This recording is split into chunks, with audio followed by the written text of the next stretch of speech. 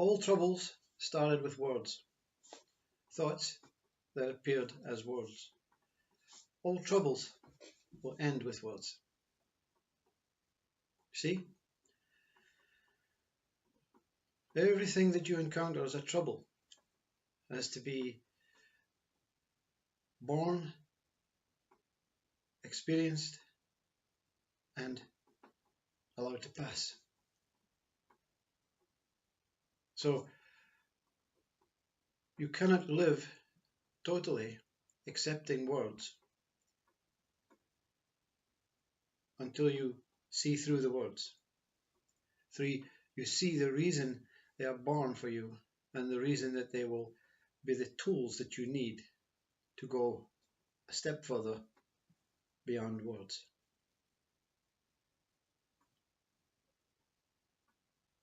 You cannot overcome life until you understand life. You cannot overcome death until you understand death. Death is a simple transition. It is not an end. Birth is a simple transition. It is not an end. Life is a simple transition. It is not an end.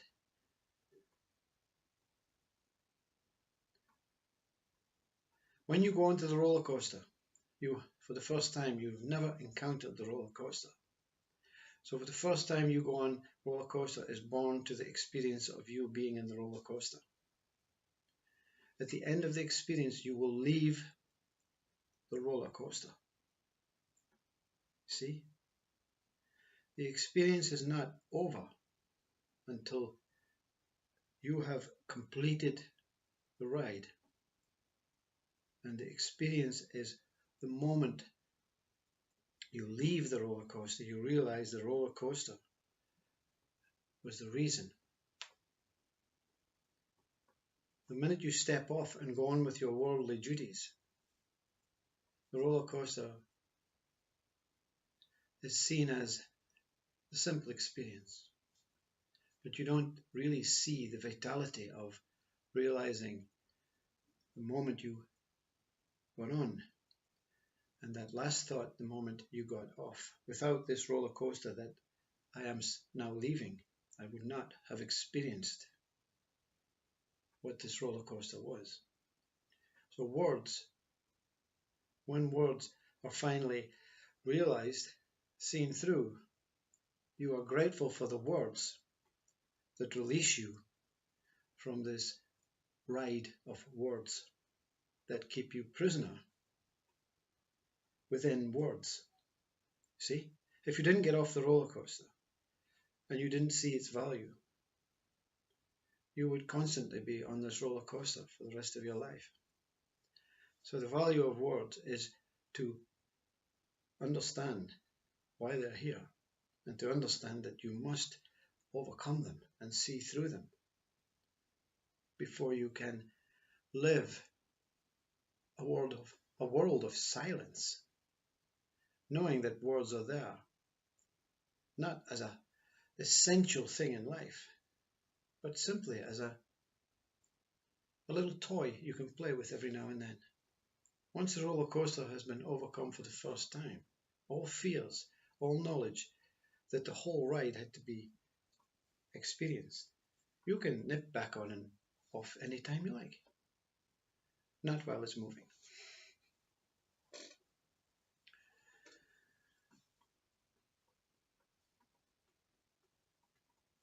How do you know when someone has overcome words?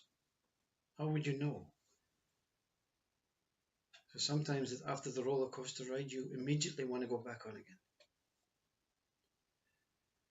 Next time you go on, you're going to go on with a different experience, a different knowing, a different feeling, a different emotion, a different understanding. You know when you overcome words.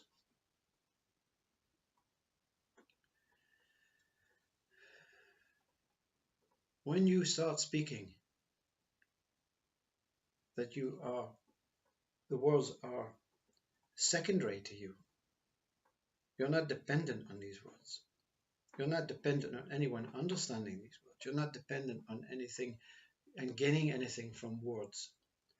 You realize that you have overcome words, that words are there just as a toy. For instance, when you are in the middle of the word roller coaster, you will constantly be using the words I am. And I am means I am.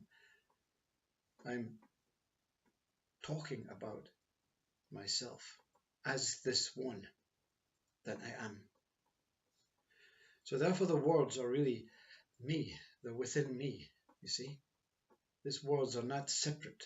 I need these words to describe me. I am. One who has overcome words may still use these words, but in a different context. But more likely, the ones who do not want to go back onto this roller coaster ride of words and become stuck with them, stuck as them, would use terms such like one is. Same thing, I is one. But one is whole one. Only one is, you see. We speak about what is. One is. So the one using the words one is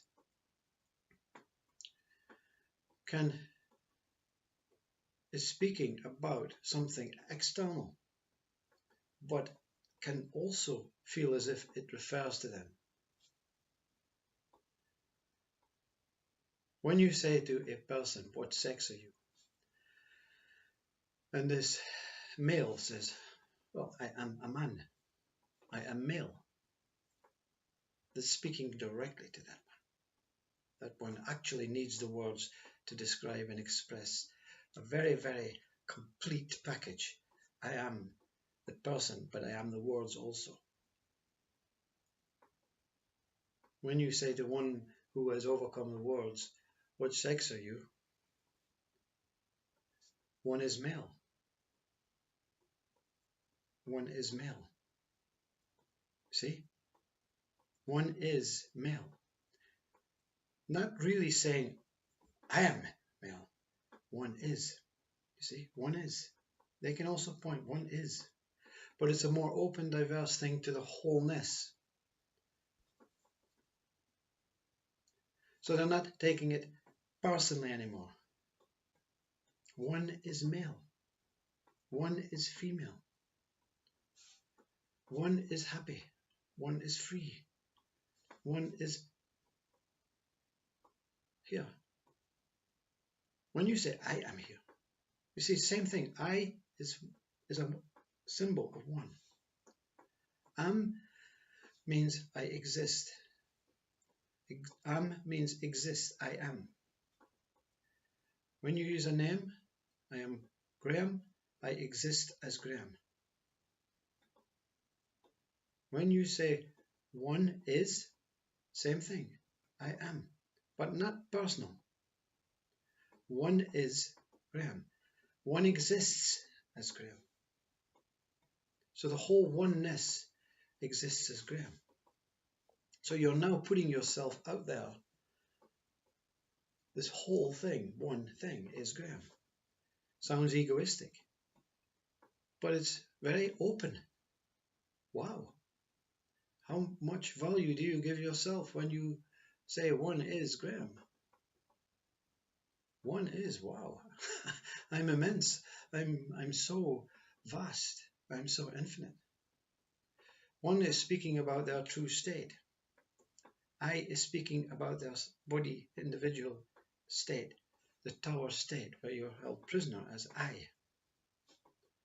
When you are freed from words, you are freed from I. When you are freed from I, you become one with what is. One is.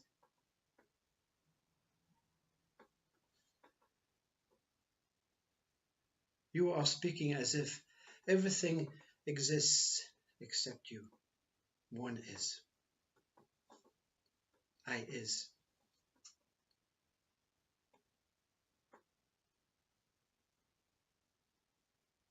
I am is